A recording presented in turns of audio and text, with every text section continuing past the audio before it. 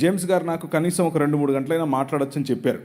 అలా చెప్పుంటే బాగుండేది అనుకుంటున్నాను, చెప్పలేదు. 9 అయింది, 9:05.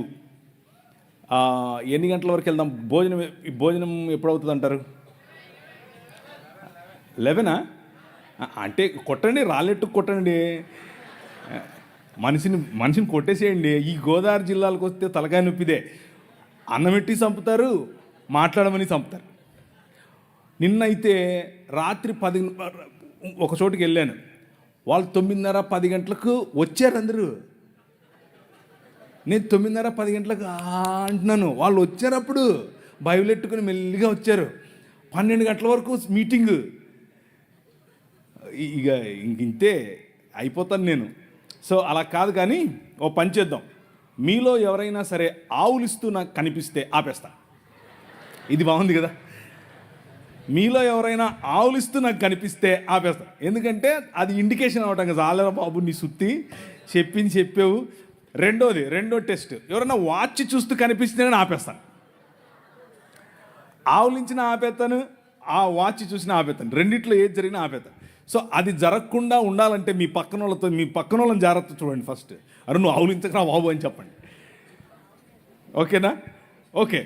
ఆవులింతలకు అర్థం ఏమిటి అని అంటే, ఇక చాలు మనం ఆపేసుకుందాం అని.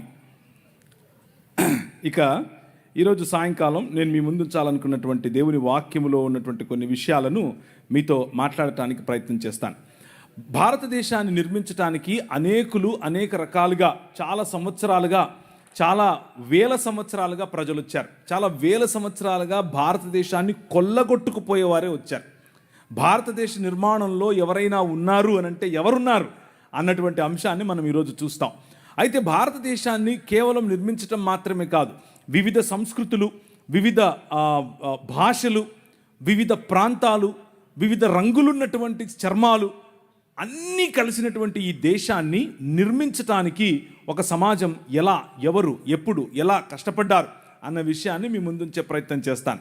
దీనిని ఇండాలజీ అని కూడా పిలిచాం. అంటే భారతదేశాన్ని గురించినటువంటి అధ్యయనం అని. థియాలజీ అని అంటే దేవుని గురించిన అధ్యయనం, అలాగే బయాలజీ అంటే జీవమును గురించిన అధ్యయనం, అలాగే ఇండాలజీ అంటే ఇండియాను గురించిన అధ్యయనం. అంతే, సింపుల్, రైట్?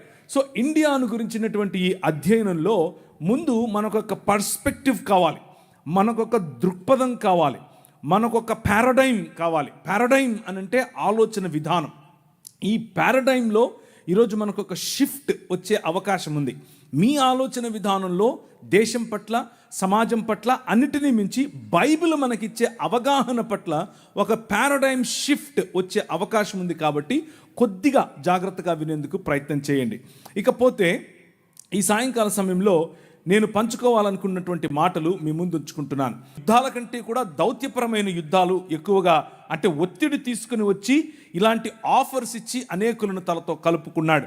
ఆయన కుమారుడు, ఆయనకు కొడుకులు లేకపోతే ఒక కొడుకును దత్తత తీసుకున్నాడు. ఆయన పేరు కైసర్ తిబేరియస్. ఆ కైసర్ తిబేరియస్ను దత్తత తీసుకున్నప్పుడు ఇవాంజెలియోన్ వేయించాడు. ఇవాంజలిజం అని మనం మాట్లాడతామే, ఆ పదం అక్కడి నుంచే వచ్చింది. ఇవాంజెలియోన్ అంటే అర్థం ఏంటంటే, డప్పు తీసుకుని మొత్తం ఊళ్ళన్నీ తిరిగి మనకు రాజు పుట్టాడు అని చెప్పటమే ఇవాంజెలియోన్ అంటే. మనకొక రాజు కలిగాడు అని చెప్పటం. మన రాజుకు కొడుకులు లేరు అని బాధపడ్డాం కదా, ఇదిగో మన రాజుకు కొడుకు పుట్టాడు అని చెప్పటం. అప్పటి నుంచి కైసర్ తిబేరియస్ తన కుమారుడు, తన తండ్రి అయినటువంటి కైసర్ అగస్తస్ చనిపోయిన తర్వాత తన విగ్రహాలు ఎక్కడ పడితే అక్కడ విగ్రహాలు పెట్టించి ఒక కొత్త కల్ట్ మొదలైంది. ఒక కొత్త కల్ట్, దాన్నే కైసర్ కల్ట్ అని పిలిచారు. The religion of Caesar, Kaiser మతం. ఈ కైసరు మతంలో Kaiser Augustus is god or deified Caesar, దేవుడిగా మారినటువంటి కైసరు కుమారుడైనటువంటి కైసర్ తిబేరియస్ దేవుని కుమారుడు. That was the gospel that they were preaching. ఆ రోజుల్లో వాళ్ళు ప్రచారం చేస్తున్నటువంటి ఈ సువార్త ఇది. మనకు దేవుడైనటువంటి మన రాజుకు కుమారుడు దైవ కుమారుడు అని కైసర్ అగస్తస్ యొక్క కుమారుడైన కైసర్ తిబేరియస్ను చూపిస్తున్నారు. ఆ క్రమంలో కైసర్ తిబేరియస్ కాదు, ఐ యామ్ ద కింగ్ అని నిలబడ్డాడు నీ రాజు. ఐ యామ్ ద కింగ్ అని నిలబడినప్పుడు వచ్చిన రాజును పట్టుకొని వచ్చి బట్టలు ఉడదీసి కొట్టి ఆయన నెత్తి మీద ముళ్ళ కిరీటం పెట్టి ఇప్పుడు నిలబెట్టారు. నిలబెడుతూ మాట్లాడుతూ ఉంటే పిలాతు మాట్లాడుతూ ఉన్నాడు. పిలాతు is the representative of this Graeco Roman empire. ఈ మహా సామ్రాజ్యానికి ప్రతినిధి పిలాతు. పిలాతు నిలబడుకుని మాట్లాడుతున్నాడు. ఇప్పుడు ప్రభు అయిన యేసు క్రీస్తుతో అడిగాడు, ఏమయ్యా యూదుల రాజుకు క్రీస్తువు నీవేనా? ఎస్, నువ్వన్నట్లే ఐ యామ్ ద కింగ్ అని చెప్పాడు. అవునా? నీకు విషయం తెలుసా? అయితే నా దగ్గర నిన్ను విడిచిపెట్టడానికి అధికారం ఉంది తెలుసా అని అన్నాడు. ఈయనన్నాడు, స్మైల్ కొట్టాడు, నీకు అర్థం కావట్లేదు, నేను వచ్చిందే ఈ రోజు కోసం, నేను వచ్చిందే మరణాన్ని చంపటం కోసం. నువ్వేంది నన్ను విడిచిపెట్టేది? నేను ఇస్తే తప్ప అధికారం నీకు లేదు, పైనుంచి ఇస్తే తప్ప అధికారం నీకు లేదు.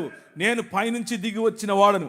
సమస్త రాజ్యాలను ఒక్క రాజ్యంగా చేయటానికి, సమస్త రాజ్యాలపైన ఏలుబడి చేస్తున్న మరణాన్ని చంపటానికి వచ్చాను. ద కింగ్ ఈజ్ హియర్ అని చెప్పాడు.